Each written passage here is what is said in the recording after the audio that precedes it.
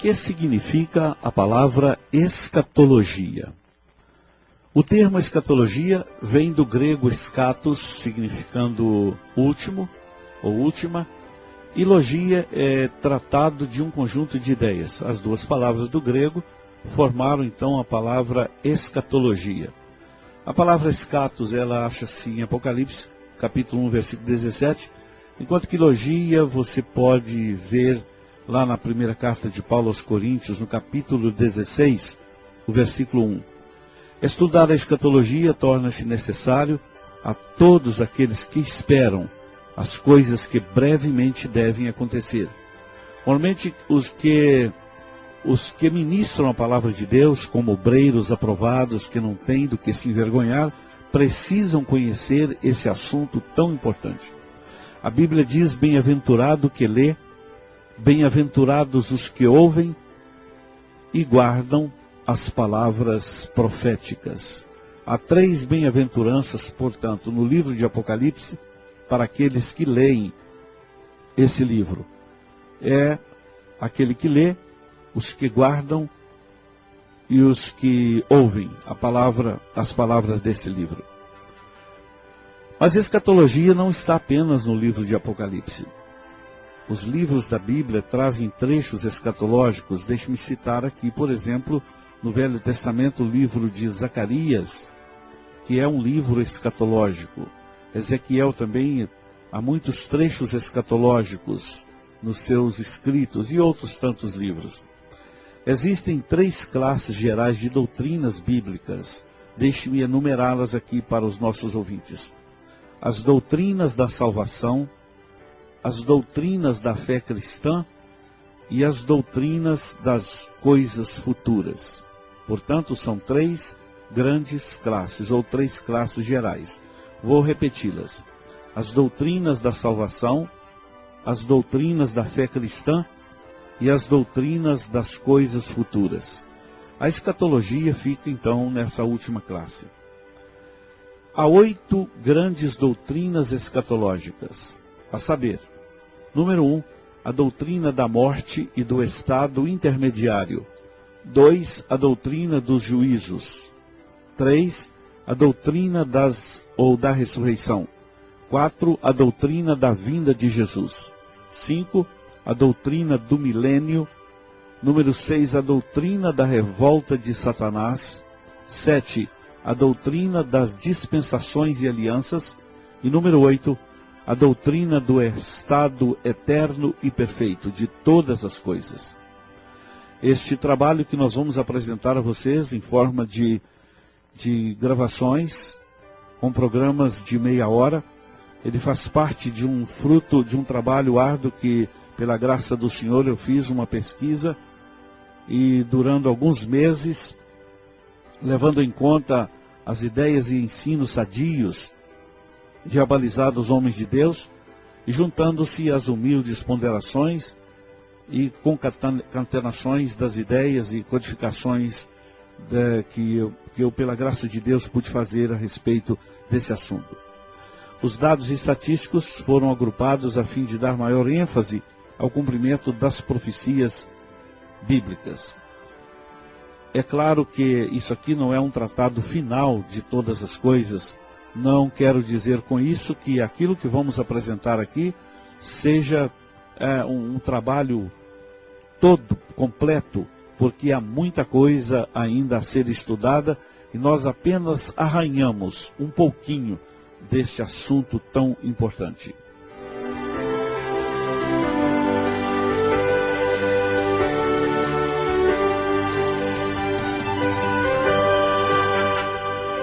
Portanto, no programa de hoje nós vamos começar então estudando esse primeiro item da subdivisão ou da divisão da escatologia. Seria o estado dos mortos. Onde estão os mortos agora? Mas para começar esse assunto, eu quero ler 2 trechos da palavra de Deus, um deles no livro de Hebreus, no capítulo 9, o versículo 27, que diz assim: e como aos homens está ordenado morrerem uma vez, vindo depois disso o juízo. A outra parte está no livro de Apocalipse, no capítulo 14, quando o apóstolo João, ele cita no versículo, deixa-me ver qual o versículo, ele diz assim, versículo 13, bem-aventurados os mortos que desde agora morrem no Senhor, sim diz o Espírito, para que descansem dos seus trabalhos e as suas obras o sigam. Portanto, neste trecho que nós lemos, nesses dois versículos, essas duas referências, nós temos aqui aqueles que morrem no Senhor e aqueles que, todos os mortos, que aos homens está ordenado uma vez morrerem, vindo depois disso o juízo. O estado dos que morrem. É interessante que os povos antigos tinham alguns critérios a respeito daqueles que morriam. Os gregos, por exemplo, diziam que os mortos iam para as chamadas ilhas dos bem-aventurados. E depois de um julgamento, os que tivessem sido considerados bons iam para os chamados campos elíseos, uma espécie de paraíso na ideia dos gregos. Já os romanos, na época do Império Romano, diziam que a eternidade era apenas um reflexo, era apenas um espelho desta vida. Enquanto os muçulmanos ainda hoje dizem, afirmam que a morte traz recompensa e traz punição. E os hindus e budistas dizem que a alma volta várias vezes a este mundo. Mas, na verdade, estas ideias, tanto dos gregos quanto dos romanos e dos muçulmanos, hindus e budistas, elas não batem de acordo com o que a palavra de Deus diz a respeito daqueles que morrem. Qual é o lugar dos mortos? Existem na Bíblia algumas palavras que falam a respeito dos mortos. Por exemplo, a palavra Seol, ou Sheol no hebraico, e Hades no grego, é o lugar dos espíritos daqueles que morreram, tanto dos justos quanto dos ímpios, antes da ressurreição de Cristo. Esse lugar é o chamado mundo invisível. A palavra Hades, ela aparece 11 vezes no Novo Testamento. Eu tenho todas as referências comigo, e eu não posso dar todas elas por causa da exiguidade do tempo, mas vamos citar aqui pelo menos algumas. Mateus 11, 23, Mateus 16 e 18, Lucas 10 e 15 e tantas outras. Exemplos da palavra Seol ou Sheol no Velho Testamento. Por exemplo, Isaías 14, do versículo 4 ao 20 e tantas outras. Também Isaías 5 e 14. E nesse lugar dos espíritos dos mortos, justos e injustos falecidos, antes da ressurreição de Cristo, havia uma grande divisão, um grande abismo que separava o lugar dos ímpios e o chamado seio de Abraão, que era o lugar dos justos. Este ensino foi dado por Jesus em Lucas capítulo 16, quando em diálogo, naquela história que ele conta, em diálogo de Lázaro e também de Abraão e daquele rico que morreu e foi parar no Hades, ele pedia a Abraão que enviasse Lázaro para molhar pelo menos a ponta da língua dele, porque estava em chama. Então, Abraão respondeu, segundo os ensinos de Jesus, que havia um grande abismo que separava. Então vamos dizer que era um local, que havia uma divisão, que eles não podiam passar de um lugar para o outro. A palavra, portanto, Hades é o lugar dos espíritos daqueles que morriam, daqueles que morreram, tanto justos quanto injustos, antes da ressurreição de Cristo. Existe uma outra palavra no hebraico, a palavra Keber, que significa sepultura, cova, túmulo. Essa palavra ela é usada no plural 29 vezes, enquanto que Seol ou Sheol é sempre usada no singular. Vamos ver aqui rapidamente algumas diferenças, ou algumas provas da diferença entre essas duas palavras, a palavra sepultura e a palavra Hades, porque às vezes existem algumas seitas que fazem uma confusão entre essas duas palavras. Há 37 vezes no Velho Testamento, a gente, numa pesquisa, está claro que Keber recebe cadáveres, então cadáveres dos corpos, e jamais ela recebe cadáveres, jamais recebe, Keber ele é localizado sobre a superfície da terra 32 vezes enquanto que Seol é localizado nas profundezas. O homem coloca corpos no Queber, mas não coloca corpos no Seol. Só Deus pode fazer isso. Só Deus tem o poder de dominar o Seol ou Hades. O homem apalpa o Queber. 5 vezes nós vemos isso na Bíblia, eu tenho as referências, mas nunca ele apalpa o Seol. 44 vezes se menciona um Queber para cada indivíduo, mas Seol é o lugar para muita gente, para muitas pessoas. Esse lugar dos mortos, esse lugar onde estão aqueles que morreram e que ficaram ali, quando Jesus ressuscitou, então houve a transferência. Nós vamos falar sobre esse assunto mais tarde um pouco. Mas existem outros lugares do mundo invisível. Por exemplo, a palavra Abaddon, do hebraico, ou Abussos, do grego, esse lugar parece ser ainda mais profundo que o Hades, lugar de moradas ou de morada de demônios.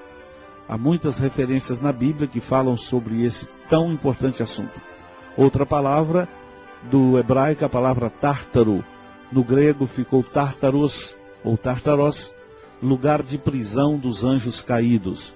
O apóstolo Pedro fala isso na segunda carta, no capítulo 2, versículo 4. E também uma outra palavra que se refere a lugar do mundo invisível é a palavra Tofet, no hebraico, e Geena, no grego, lugar de fogo, o verdadeiro inferno final e eterno. Geena significa literalmente o vale de Inom, fora da cidade de Jerusalém, onde os cadáveres dos criminosos eram queimados. Era o lugar que podemos chamar de lixeira da cidade. Havia sempre fogo queimando ali. No vale de Inom, os israelitas idólatras queimavam seus filhos em sacrifício a Moloque, que era um deus pagão. A morte, o Hades, os demônios, os anjos caídos, os ímpios e Satanás irão todos para o lago de fogo, que terá duração eterna. Leia isso em Mateus capítulo 25, versículo 41. Pela ordem, os primeiros a serem lançados no lago de fogo serão o anticristo e o falso profeta, depois o diabo e seus anjos, e finalmente os homens ímpios que rejeitaram a graciosa salvação oferecida por Deus na pessoa de seu Filho unigênito, o Senhor Jesus Cristo.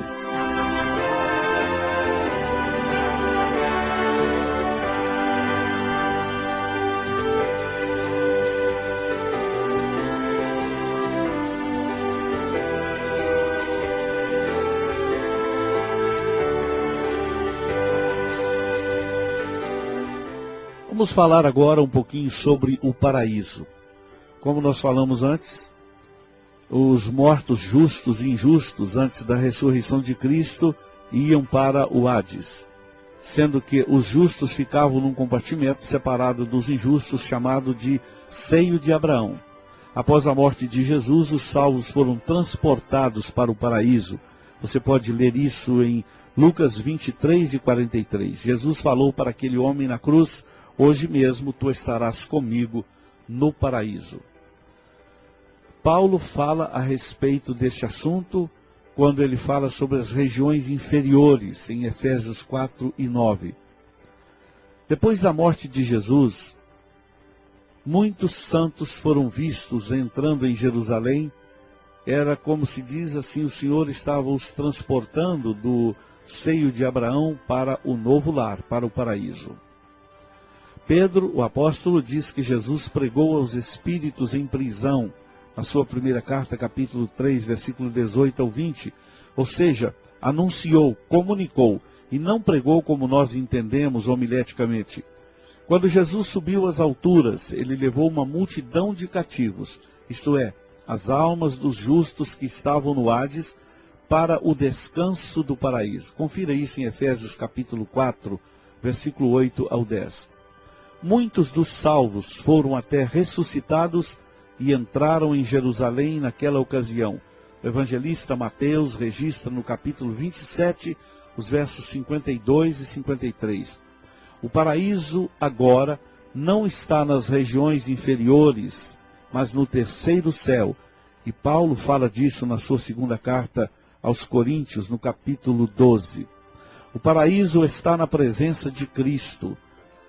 É o lugar de descanso daqueles que aceitaram Jesus e partiram para a eternidade, saíram desta vida e agora estão em descanso com Ele, esperando o seu retorno à terra.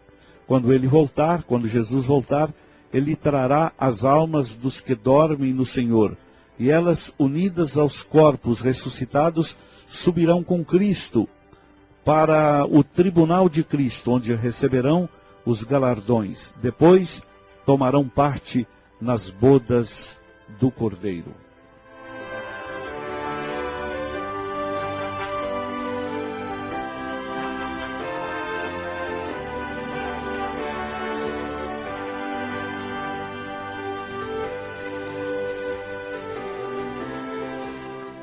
Ao concluir o assunto de hoje, essa parte do assunto de hoje, nós vamos fazer aqui algumas perguntas.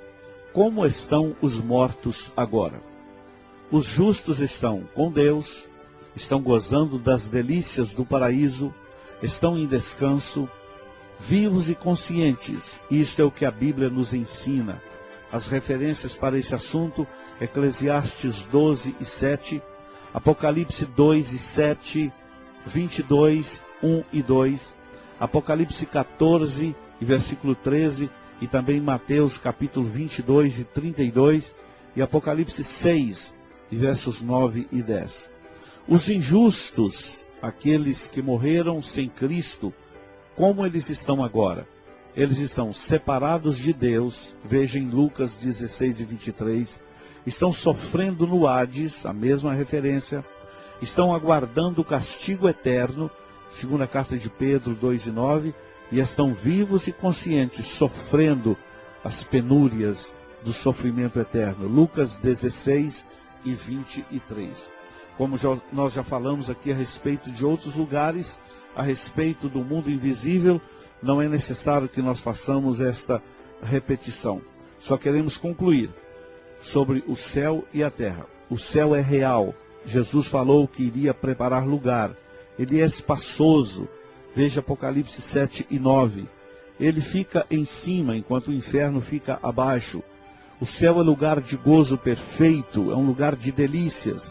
Estude isso nos capítulos 21 e 22 do livro de Apocalipse.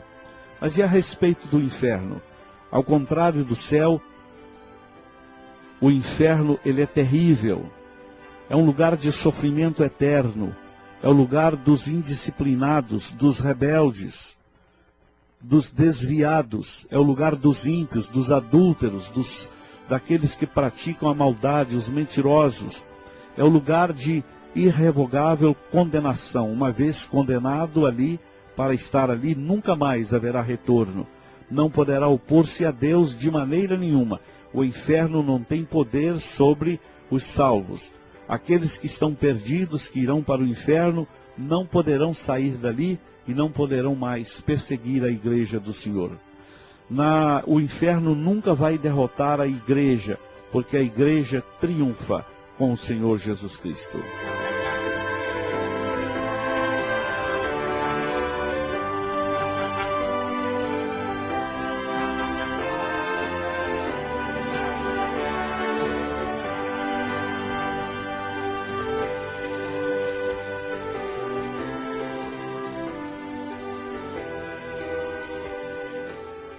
No próximo programa ou na próxima aula nós vamos falar a respeito dos sinais da vinda do Senhor Jesus Cristo. Com dados inclusive atuais, estaremos falando sobre esse tão importante assunto. Fiquem todos na paz do Senhor.